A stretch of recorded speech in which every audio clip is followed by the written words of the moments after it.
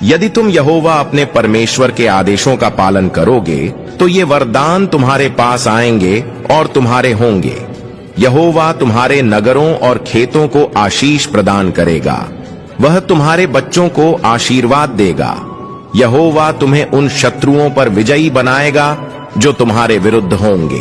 तुम्हारे शत्रु तुम्हारे विरुद्ध एक रास्ते से आएंगे, किंतु वे तुम्हारे सामने 7 मार्गों में भाग खड़े होंगे। तुम जो कुछ करोगे वह उसके लिए आशीर्वाद देगा जिसे वह तुमको दे रहा है। यहोवा तुम्हें अपने विशेष लोग बनाएगा।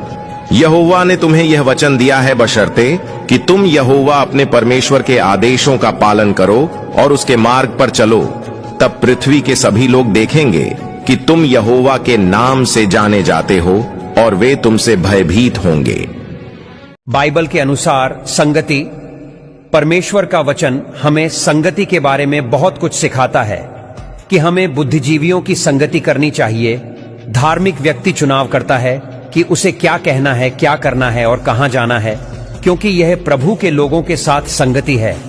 यहां प्रभु की इच्छा के अनुसार काम करना है। बाइबल कहती है, बुद्धिमानों की संगति कर, तब तू भी बुद्धिमान हो जाएगा, परंतु मूर्खों का साथी नाश हो जाएगा। धोखा न खाओ। बुरी संगति अच्छे चरित्र को बिगाड़ देती है। जो विश्वास में निर्बल है उसे अपनी संगति में ले लो, परंतु उसी शंकाओं पर विवाद करने के लिए नहीं। मैं कुकर्मियों की संगति से घृणा रखता हूं और दुष्टों के संग न बैठूंगा। इसलिए हे मेरे लोगों, परमेश्वर और उनके लोगों से संगति करिए। विश्वास और धार्मिकता में आगे बढ़ते जाएं। यस टाइप करें और इन बातों को क्लेम करें। आमीन।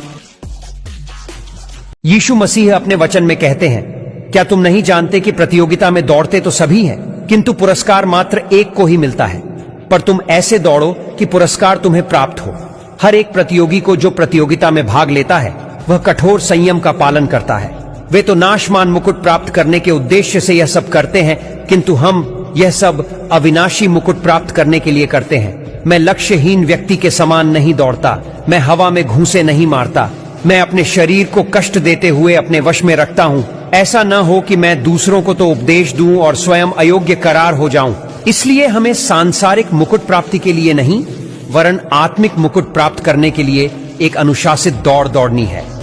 यस टाइप करें और इस वचन को क्लेम करें। आमीन। युग के अंत के लक्षण।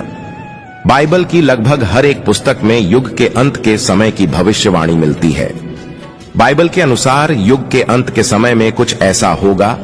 मसीह सभी नया जन्म प्राप्त किए हुए विश्वासियों को उठा लेगा उस घटना में जिसको बादलों पर या हवा में उठा लिया जाना या मेघारोहण के नाम से जाना जाता है। मसीह के न्याय सिंहासन के सामने इन विश्वासी जनों को पृथ्वी पर अपने समय के मध्य में किए गए भले कार्यों और विश्वास योग्यता से की गई सेवा के लिए पुरस्कृत किया जाएगा, या फिर ये अपनी सेवा और आज्ञाकारिता की कमी के कारण इन पुरस्कारों को खो देंगे, परंतु अनंत जीवन नहीं खोएंगे। मसीहा विरोधी अपने पूरे प्रभाव में आ जाएंगे। क्लेश के समय के मध्याह्न भयंकर युद्ध, अकाल, महामारियां और प्राकृतिक विपत्तियां आएगी। परमेश्वर यहोवा यूं कहता है, डर मत, क्योंकि मैं तेरे साथ हूं। घबरा मत, क्योंकि मैं तेरा परमेश्वर हूं। मैं तेरी हिम्मत बंधाऊंगा, तेरी मदद करूंगा, नेकी के दाएं हाथ से तुझे संभाले रहूंगा। मैं तेरा परमेश्वर यहोवा तेरा दायां हाथ थामे हुए हूं। मैं तुझसे कहता हूं, मत डर, मैं तेरी मदद करूंगा, मैं तुझे संभाले रहूंगा।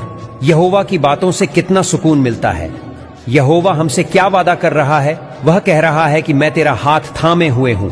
वचन कहता है, यहोवा अपने नेकी के दाएं हाथ से आपका दायां हाथ थामे हुए है। यह ऐसा है जैसे वह आपको किसी मुश्किल से बाहर खींच रहा हो। जब यहोवा आपका दाहिना हाथ थामता है तो वह यह कहकर आपका हौसला बढ़ाता है, मत डर, मैं तेरी मदद करूंगा। क्या आप यहोवा को प्यार करने वाला पिता और दोस्त समझते हैं? क्या आपको यकीन है कि जब आप मुश्किल में होंगे तो वह आपकी मदद करेगा?